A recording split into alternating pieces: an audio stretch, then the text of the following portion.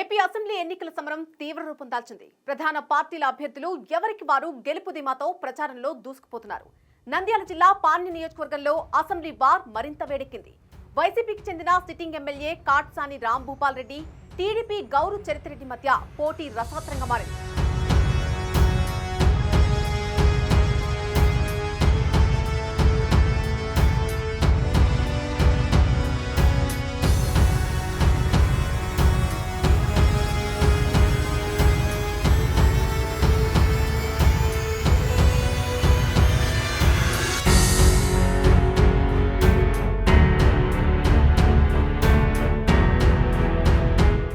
ఇద్దరు సమవుజ్జీల మధ్య జరిగే ఈ ఎన్నికల పోరాటం రాష్ట్ర ప్రజల దృష్టిని ఆకర్షిస్తోంది.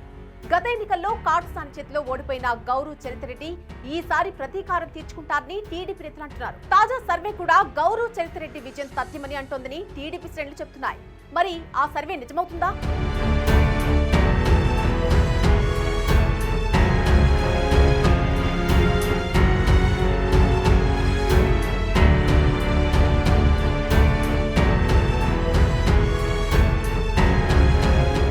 తెలుగుదేశం పార్టీ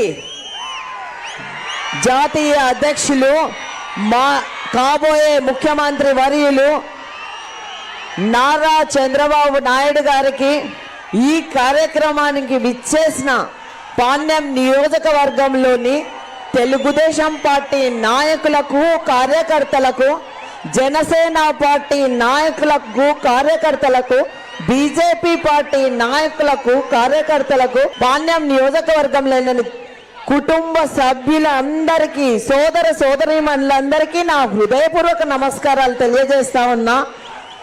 ఈ జగన్ రెడ్డి పాలనలో మనం చాలా నష్టపోయాం. ఒక్కసారే తప్పు చేశాం.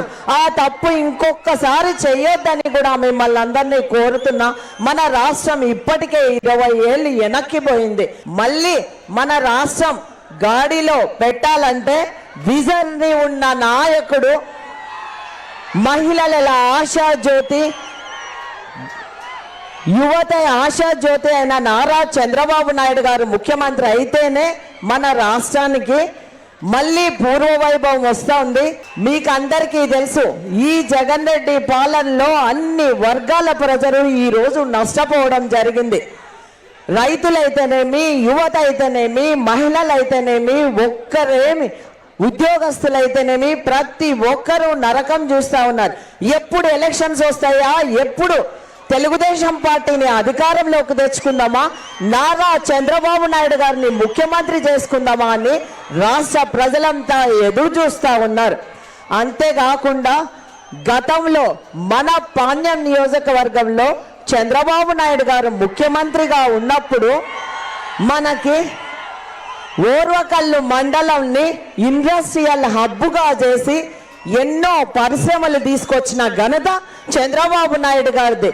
ఈ రోజు మన కర్నూలులో ఎయిర్పోర్ట్ ఉందంటే దానికి కారణం చంద్రబాబు నాయుడు గారు. అంతేకాకుండా మనకి ఈ రోజు సోలార్ పవర్ పార్క్ వచ్చిందంటే దానికి కారణం చంద్రబాబు నాయుడు గారు.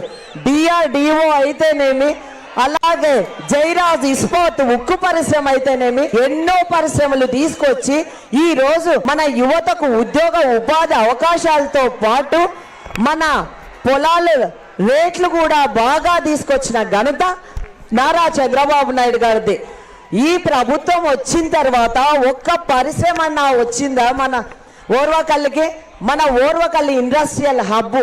అంతేకాకుండా కేంద్రం కూడా నోడుగా ప్రకటించింది. కేంద్రం నుంచి ఒక్క పైసా నిధులు కూడా తెప్పించలేకపోయినారు. ఈరోజు మేము ఒకటే కోరుతా ఉన్నాం, మళ్ళీ మీరొస్తేనే మా నియోజకవర్గం ప్రగతి పదంలో నడుస్తుంది. అంతేకాకుండా ఇక్కడ వైసీపీ అభ్యర్థిగా పోటీ చేస్తున్న అతను భూ బకాసురుడన్న, ప్రజల భూములన్నీ కబ్జాలకు గురైతా ఉన్నాయి. ప్రధానంగా వాటిని రక్షించాల్సిన బాధ్యత కూడా మీ పైన ఉందని నేను ఈ సందర్భంగా తెలియజేస్తా ఉన్నా. సెంటు స్థలాలు వదిలిపెట్టడం లేదు, ఎర్రమట్టి వదిలిపెట్టడం లేదు, భూములు వదిలిపెట్టడం లేదు.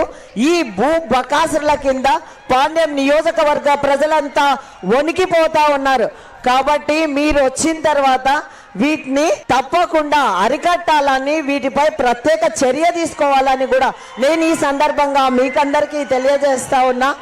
ఏది ఏమైనప్పటికీ మనకు చంద్రబాబు నాయుడు గారు ముఖ్యమంత్రి కాబోతా ఉన్నారు. తప్పకుండా మా నియోజకవర్గ సమస్యలను మేము ముందుంచుతున్నాను. అలాగే ముఖ్యంగా సీఎం సొంత జిల్లాకే నీరందించే అలగనూరు రిజర్వాయర్ ఉందన్నా, అక్కడ కట్ట తెగితే 3 కోట్లతో అయ్యే పనికి వీళ్ళు కమిషన్ల కోసం పోయి అక్కడ పని జరగకుండా 4 సంవత్సరాలైంది. సాగునీరు తాగునీరు లేక ఎంతో ఇబ్బంది పడతా ఉన్నారు. మన ప్రభుత్వం వచ్చిన వెంటనే అలగనూరు రిజర్వాయర్ మరమ్మతులు చేపట్టి ప్రజలకు సాగునీరు తాగునీరు అందించాల్సిందిగా మిమ్మల్ని కోరుతా ఉన్నా.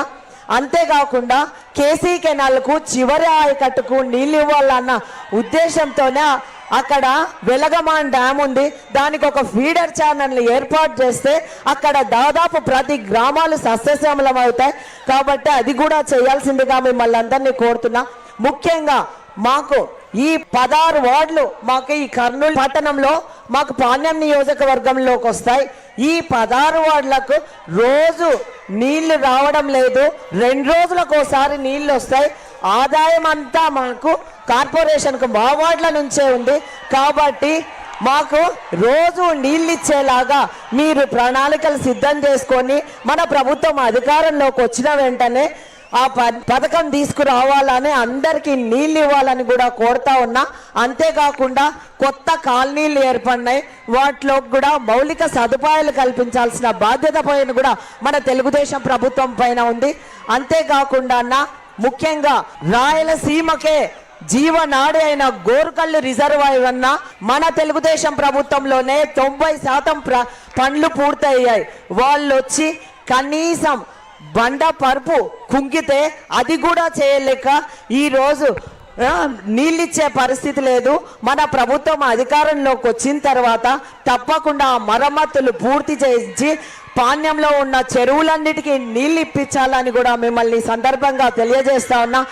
ఓర్వకల్లు మండలము అంతా వర్షాభావం పైన ఆధారపడి జీవనం కొనసాగిస్తా ఉన్నారు. హంద్రీనీవా నుంచి లిఫ్ట్ ఇరిగేషన్ చేసి కల్లూరు మండలాన్ని, ఓర్వకల్లు మండలాన్ని సస్యశ్యామలం చేయాల్సిందిగా మిమ్మల్ని అందరినీ కోరుతున్నా. మా దగ్గర చాలా మంది చదువుకున్న యువతీ యువకులు ఉన్నారు. వాళ్ళకి ఈరోజు ఉపాధి అవకాశాలు కల్పించి కొత్తగా పరిశ్రమలు తీసుకొచ్చి స్థానికులకే ఉద్యోగాలు ఇవ్వాల్సిందిగా కోరుతూ ఈ అవకాశం ఇచ్చిన మీకందరికీ నా హృదయపూర్వక ధన్యవాదాలు.